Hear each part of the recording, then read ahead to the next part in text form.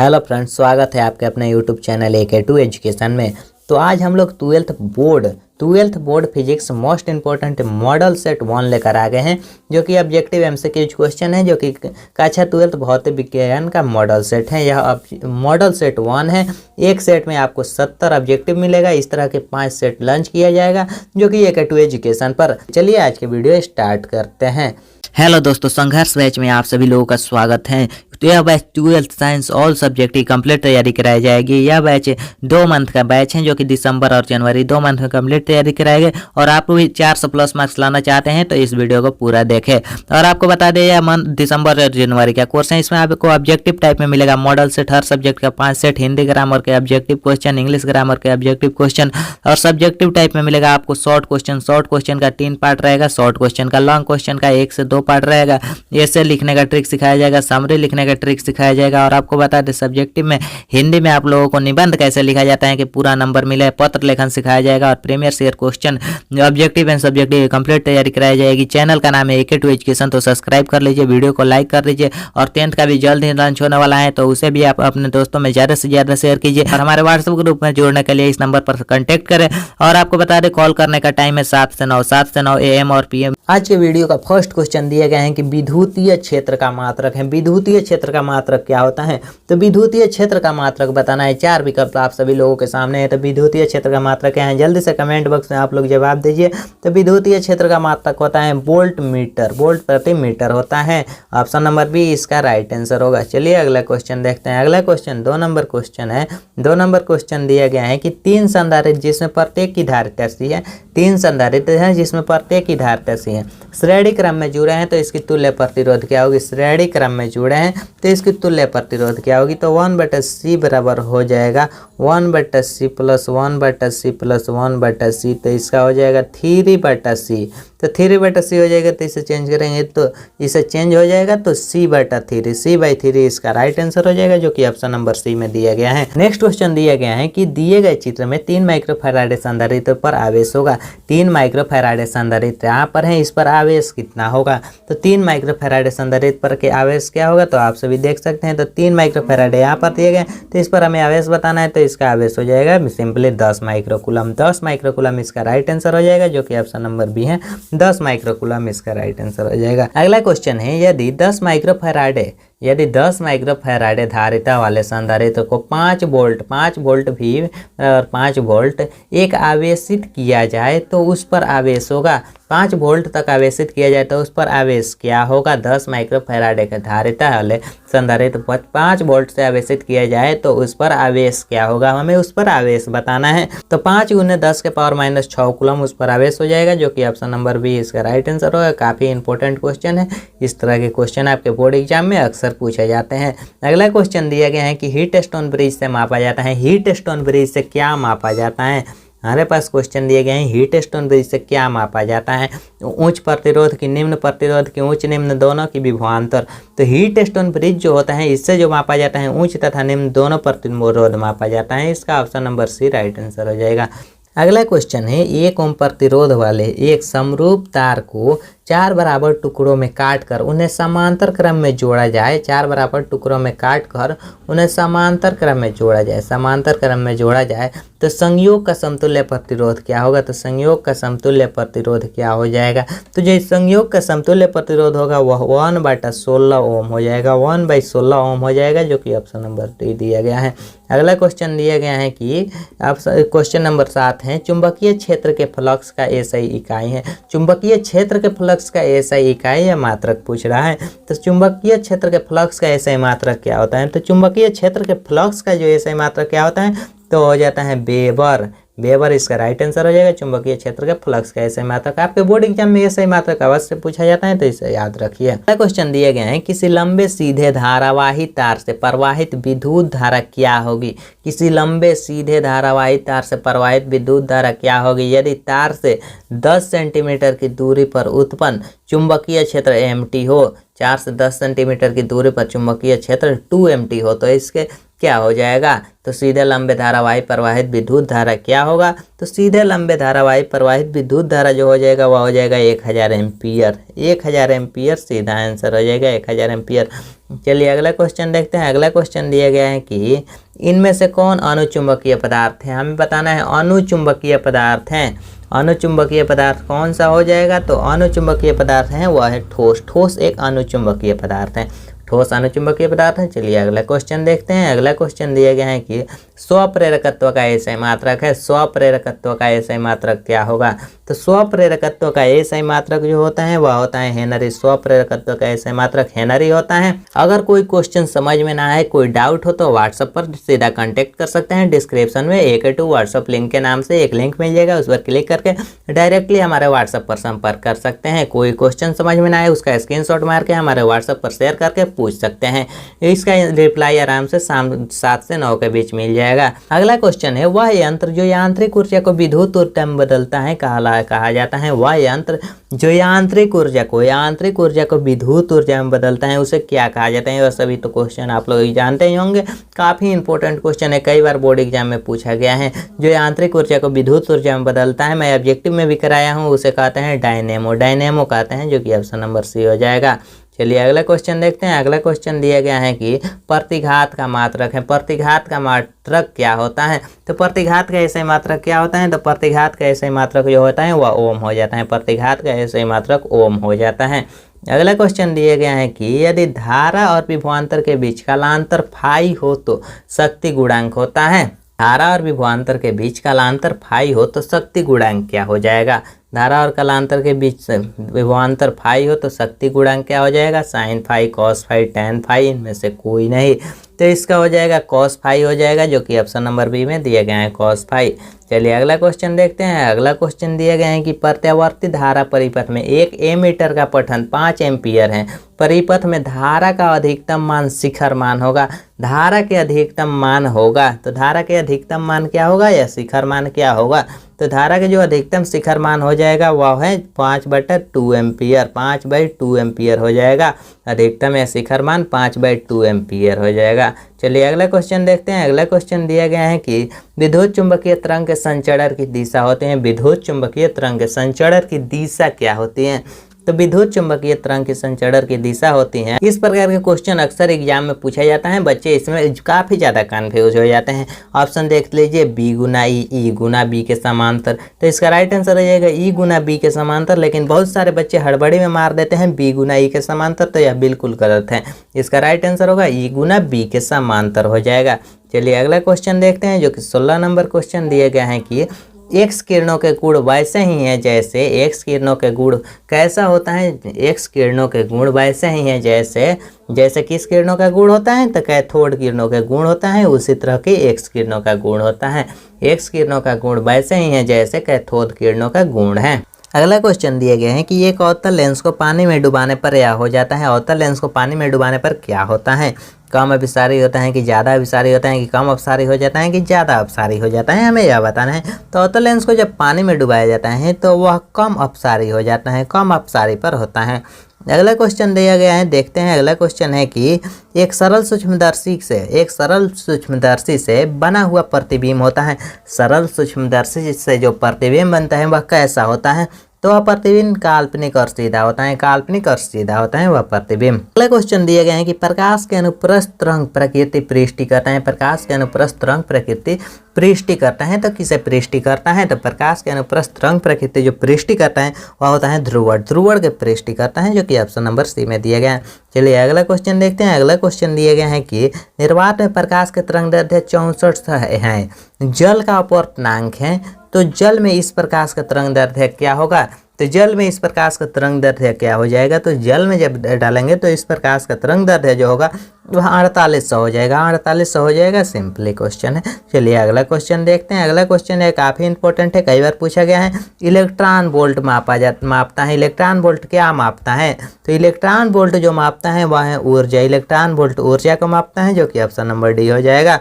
अगला क्वेश्चन दिए गए हैं कि हाइड्रोजन स्पेक्ट्रम की कौन सी श्रेणी दृश्य भाग में पड़ती है। हाइड्रोजन स्पेक्ट्रम की कौन सी श्रेणी दृश्य भाग में पड़ती है। जो श्रेणी दृश्य भाग में पड़ती है वह है बामर श्रेणी। बामर श्रेणी है जो कि दृश्य भाग में पड़ते हैं हाइड्रोजन स्पेक्ट्रम की। चलिए अगला क्वेश्चन देखते हैं। ज़्यादा टाइम वेस्ट नहीं करते हुए जल्दी जल्दी क्वेश्चन को आगे बढ़ाते हैं, क्योंकि हमें 70 क्वेश्चन कवर करना है। अभी हम लोग 23 नंबर क्वेश्चन पर हैं। हाइड्रोजन परमाणु के प्रथम कक्षा में इलेक्ट्रॉन की चाल और प्रकाश की चाल का अनुपात होता है। इलेक्ट्रॉन की चाल और प्रकाश की चाल के अनुपात हमें बताना है। तो इलेक्ट्रॉन के चाल और प्रकाश के चाल का जो अनुपात होता है वह हो जाता है 1/1/137। 1/137 के हो जाता है इसका अनुपात, 1/137 के अनुपात में होता है। चलिए अगला क्वेश्चन देखते हैं। अगला क्वेश्चन दिया गया है कि निम्नलिखित में कौन मूल कण नहीं है। इनमें से कौन मूल कण नहीं है, तो हो जाएगा अल्फा कण मूल कण नहीं है। अगला क्वेश्चन दिए गए हैं कि सूर्य की ऊर्जा का कारण है। सूर्य की ऊर्जा का क्या कारण है। जो सूर्य की ऊर्जा होती है उसका क्या कारण है, हमें उसका कारण बताना है। तो सूर्य की ऊर्जा का जो कारण होता है वो होता है नाभिकीय संलयन। सूर्य की ऊर्जा का मुख्य कारण नाभिकीय संलयन। सभी क्वेश्चन याद करते चलिए, क्योंकि यह मॉडल सेट है। 5 ही सेट ऐसे मिलेंगे, इसी में से आपके बोर्ड एग्जाम में क्वेश्चन दिया जाएगा। तो चलिए अगला क्वेश्चन देखते हैं। अगला क्वेश्चन दिया गया है कि यदि ट्रांजिस्टर की धारा नियतांक अल्फा तथा बीटा हो, तो ट्रांजिस्टर की धारा नियतांक अल्फा तथा बीटा हो तो क्या होगा। तो अल्फा तथा बीटा हो तो हो जाएगा बीटा ग्रेटर देन 1 कामा अल्फा लेस देन 1 हो जाएगा, जो कि ऑप्शन नंबर बी में दिए गए हैं। काफ़ी इंपॉर्टेंट क्वेश्चन है।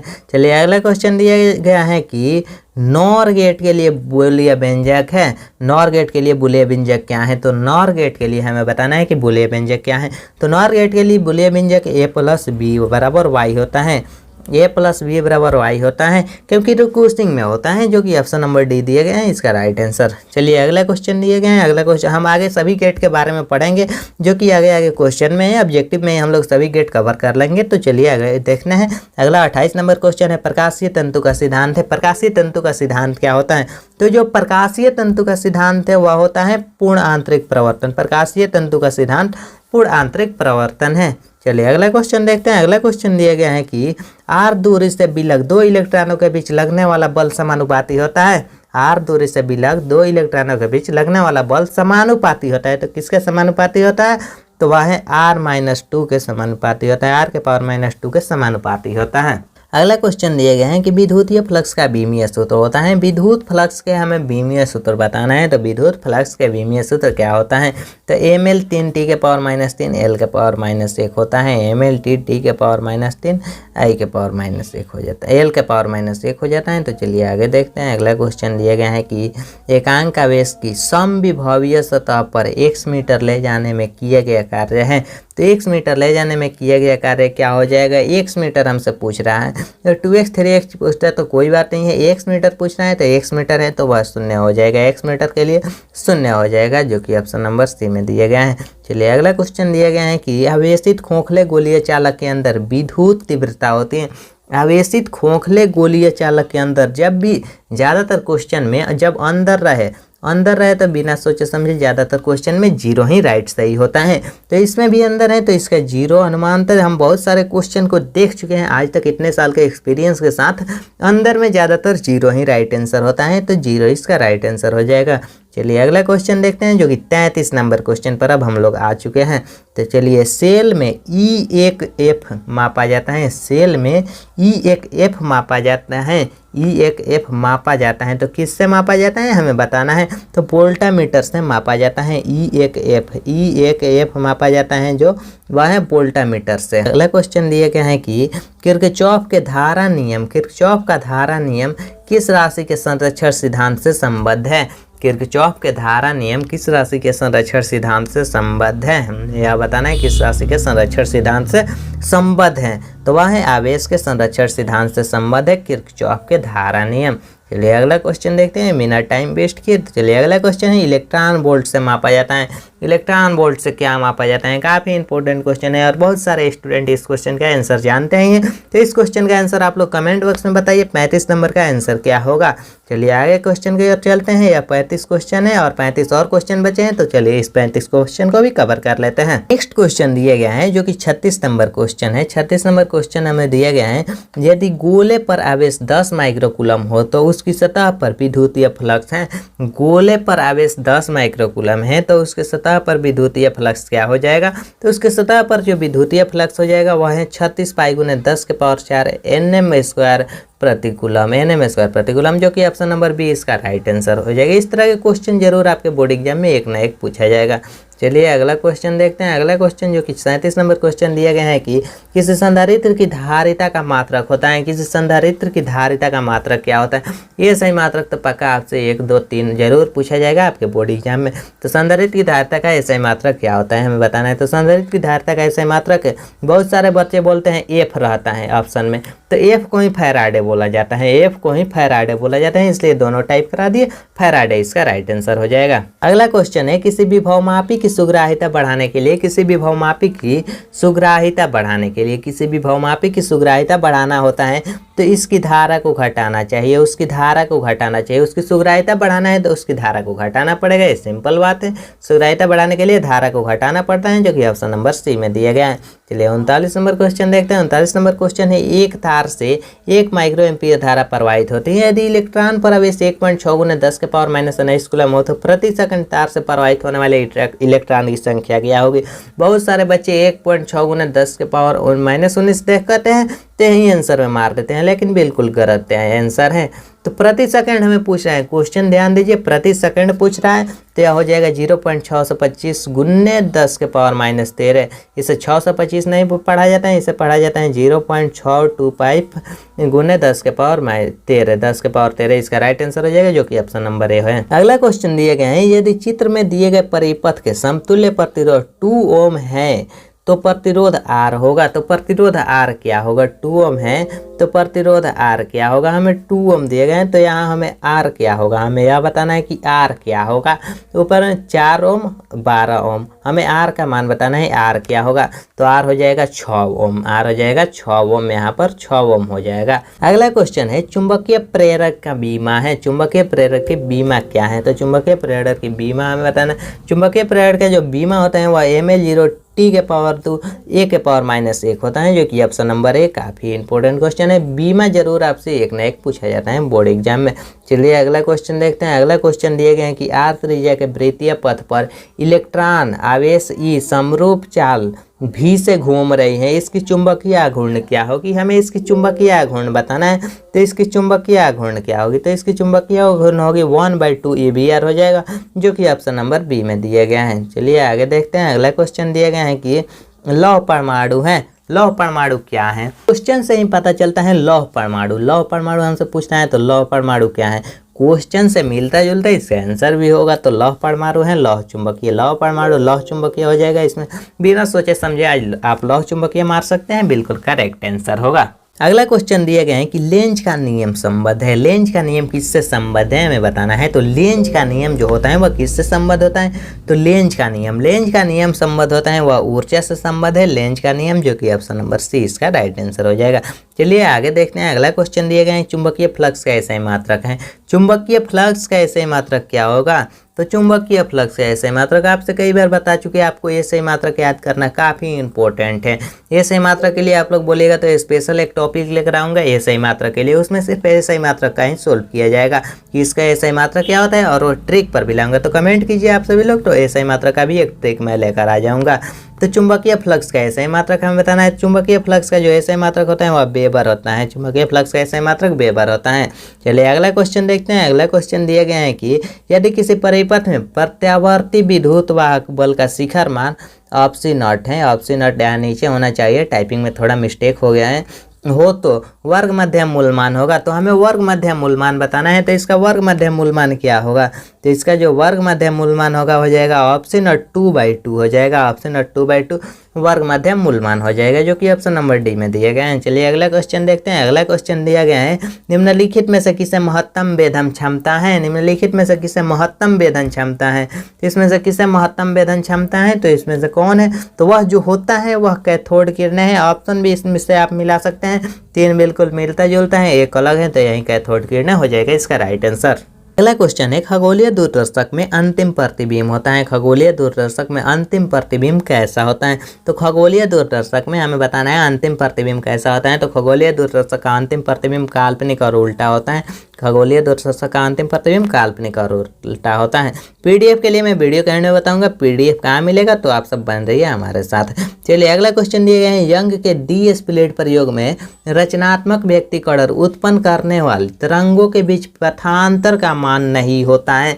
इसमें से पथांतर का मान कौन नहीं होता है, तो n लेमडा होता है, n+1 lambda, 2n+1, 2n+1 into n/2 या नहीं होता है, जो कि ऑप्शन नंबर डी सही हो जाएगा, नहीं होता है। 50 नंबर क्वेश्चन है, व्यक्तिकरण करते दो प्रकाश तरंगों की तीव्रताएं 9:4 के अनुपात में है। अधिकतम और न्यूनतम तीव्रताओं का अनुपात क्या होगा, तो अधिकतम और न्यूनतम तीव्रताओं का अनुपात हमें बताना है। तो अधिकतम और न्यूनतम, अधिकतम 9:4 है तो 25:1 इसका राइट आंसर हो जाएगा, जो कि ऑप्शन नंबर ए में दिया गया। कोई क्वेश्चन समझ में ना आए तो उसका स्क्रीनशॉट लेकर आप व्हाट्सएप पर पर्सनली सेंड कर सकते हैं। उसका सोल्यूशन आपको शाम को 7 से 9 के बीच में मिल जाएगा। अगला क्वेश्चन दिया गया है, उत्सर्जित फोटो इलेक्ट्रॉन की ऊर्जा निर्भर करती है। उत्सर्जित फोटो इलेक्ट्रॉन की ऊर्जा किस पर निर्भर करती है, तो उत्सर्जित फोटो इलेक्ट्रॉन की जो ऊर्जा होती है वह प्रकाश के तरंग दैर्ध्य पर निर्भर करती है, जो कि ऑप्शन नंबर बी में प्रकाश के तरंग दैर्ध्य पर निर्भर करती है। चलिए अगला क्वेश्चन देखते हैं। अगला क्वेश्चन दिए गए हैं कि हाइड्रोजन परमाणु के भूलता ऊर्जा स्तर में इलेक्ट्रॉन के कोणीय संवेग हैं। हाइड्रोजन परमाणु के भूलता ऊर्जा स्तर में इलेक्ट्रॉन के कोणीय संवेग हैं, तो इलेक्ट्रॉन के कोणीय संवेग कौन हो जाएगा, तो h/2π हो जाएगा। पूरा सॉल्व करके नहीं बता रहा हूँ क्योंकि वीडियो ज़्यादा लंबा हो जाएगा।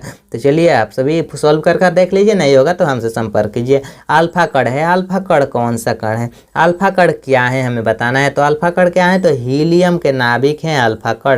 अल्फा कण जो होता है वह हीलियम के नाभिक होता है। ये सब क्वेश्चन याद रखिए, अल्फा कण हीलियम का नाभिक होता है। क्वेश्चन दिए गए हैं कि परमाणु के नाभिक में आवश्यक रहेगा। परमाणु के नाभिक में आवश्यक कौन रहता है, तो परमाणु के नाभिक में आवश्यक कौन रहता है, तो परमाणु के नाभिक में आवश्यक रहता है वह प्रोटॉन। प्रोटॉन आवश्यक रहता है, परमाणु के नाभिक में प्रोटॉन अवश्य रहता है, प्रोटॉन इसका राइट आंसर हो जाएगा। अगला क्वेश्चन जो दिया गया है, E = mc² समीकरण कहलाता है। काफ़ी इंपॉर्टेंट क्वेश्चन है, E = mc² समीकरण कहलाता है। तो यह समीकरण क्या कहलाता है, तो आइंस्टीन के द्रव्यमान ऊर्जा समीकरण है। आइंस्टीन के द्रव्यमान ऊर्जा समीकरण कहलाता है E = mc²। कोई पूछ दे आइंस्टीन के द्रव्यमान ऊर्जा समीकरण बताइए, तो E = mc² इसका राइट आंसर हो जाएगा। चलिए अगला क्वेश्चन देखते हैं। अगला क्वेश्चन है, NaND गेट के लिए बूलियन व्यंजक है। NaND गेट के लिए हमें बताना है, तो बूलियन व्यंजक क्या होगा, तो इसका बूलियन व्यंजक जो होगा वह A/B = Y हो जाएगा। A/B = Y रिकरिंग हो जाएगा, A/B = Y। अगला क्वेश्चन देखते हैं। अगला क्वेश्चन जो कि दिया गया है, मूल गेट है। मूल गेट कौन कौन से गेट होते हैं, तो मूल गेट जो 3 होते हैं तो वह कौन कौन से गेट हैं, तो इसमें से दो ही ऑप्शन दिए गए हैं, तो यह होगा ही नहीं, 3 है इसी में दिए गए हैं, तो यही है एंड गेट, और गेट, नॉट गेट, 3 मूल्य गेट होता है। अगला क्वेश्चन दिए गए हैं कि टीवी प्रसारणों के लिए किस आवृत्ति प्रास का उपयोग होता है। टीवी प्रसारणों के लिए किस आवृत्ति प्रास का उपयोग किया जाता है, काफ़ी इंपॉर्टेंट क्वेश्चन है। तो इसके लिए जो उपयोग किया जाता है 30 मेगाहर्ट्ज से 300 मेगाहर्ट्ज, जो कि ऑप्शन नंबर सी इसका राइट आंसर हो जाएगा। अगला क्वेश्चन है, रेडियो एवं टेलीविजन प्रसारणों में सूचना संकेत के रूप होता है। रेडियो एवं टेलीविजन प्रसारणों में सूचना संकेत का रूप होता है। तो रेडियो में सूचना संकेत का रूप कौन सा होता है, तो वह जो रूप होता है वह एनालॉग सिग्नल है। वह एनालॉग सिग्नल है। अब चल रहा है डिजिटल सिग्नल, एनालॉग सिग्नल चल नहीं रहा है, लेकिन हमसे पूछ रहा है रेडियो एवं टेलीविजन, तो इसके लिए एनालॉग सिग्नल बिल्कुल राइट आंसर हो जाएगा, option number A analog signal. चलिए अगला क्वेश्चन देखते हैं। अगला क्वेश्चन दिए गए हैं कि स्वप्रेरकत्व का मात्रक है। स्वप्रेरकत्व का ऐसा ही मात्रक क्या होगा, तो स्वप्रेरकत्व का ऐसे मात्रक जो होता है वह होता है हेनरी, इसे H के नाम से भी जानते हैं, हेनरी इसका राइट आंसर हो जाएगा। अगला क्वेश्चन है, किसी ऊंचाई ट्रांसफार्मर के प्राइमरी और सेकेंडरी में क्रमशः N1 और N2 प्लेटें हैं।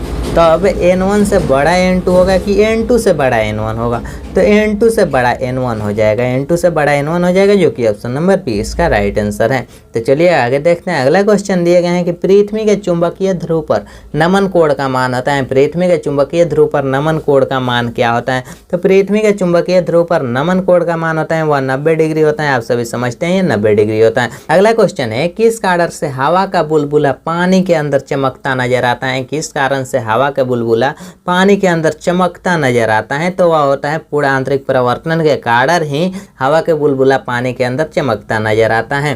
तो चलिए अगला क्वेश्चन देखते हैं। अगला क्वेश्चन दिया गया है कि 2 लेंस जिसकी क्षमता -15 डायोप्टर तथा +15 डायोप्टर है, को समाक्षीय सटाकर रखने पर संयोजन की फोकस दूरी होगी। सटाकर रखने पर संयोजन की फोकस दूरी क्या होगी?